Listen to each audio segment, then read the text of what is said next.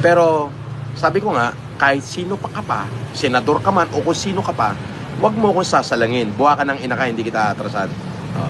Kompleto ako ng dokumento, pati yung kaso, pati yung paghihiring natin sa Quezon City, kompleto ako. Okay? Dahil kabahagi ako niyan.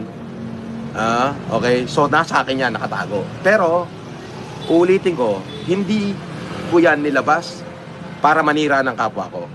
Kung sino yung naglabas niyan, yun ang sampal-sampalin nyo sa muka. At kung sino yung nagpapakalat niyan, yun uli yung sampal-sampalin nyo sa muka. Dapat, Senator Manny Pacquiao, sinampal-sampal mo sa mukha yan si Makagago eh. Bakit? Siya lang nagpapakalat niya, hindi naman ako eh. Oo. Sila nagpapakalat niya, hindi ako. Di ba? Dapat si Makagago sampal-sampalin mo sa mukha. Oo. Kasi bakit? Tapos na yan, lumipas na ng 8 taon yan eh. At saka hindi ko naman pinakalat yan. Sila nagpapakalat, dapat yan na sampalin mo sa mukha. Huwag ka sa akin magagalit kasi lahat ng sinabi ko totoo. May katotohanan.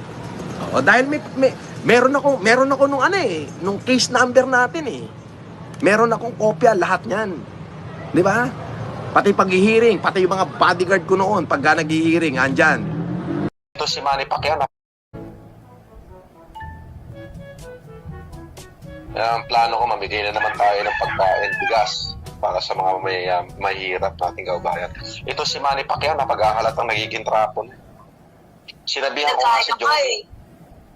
nga si Johnny, ikaw, wag mong ididikit sa pangalan ko yan.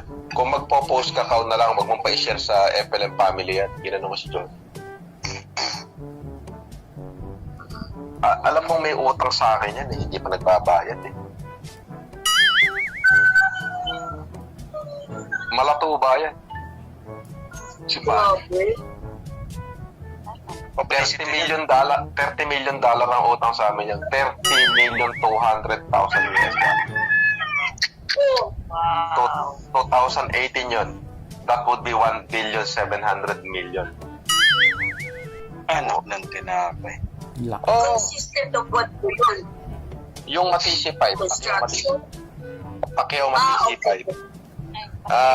Pinromote niya mag-isa, nangutang siya sa amin. Complete, nakademanda yan. Lalabasan na nga ng warrant yan eh. Ginamit niya yung pagka-senador eh. Ayun. Alam ni Yama yan.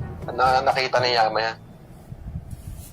Nangako sa amin na titriplihin yung pera namin pagkatapos ng Matisi 5. Pagkatapos ng fight ni Haniho, wala. Kung hindi mo pa i-demanda, hindi pa sasagot. Grabe. Malupit din pala ang pag-uugali nun, ano? Oo. Tapos mamimigay ng tigli 500 sa bawat tao. Pagpapapila ng 1,000 tao. O mamimigay ng tigli 1,000. Di 1,000,000 yun. 1,000 tao eh. Magbibigay ng tigli 1,000. Sabihin mo ng tigwa 1,500 kasi may supot na grocery at saka 1,000 piso.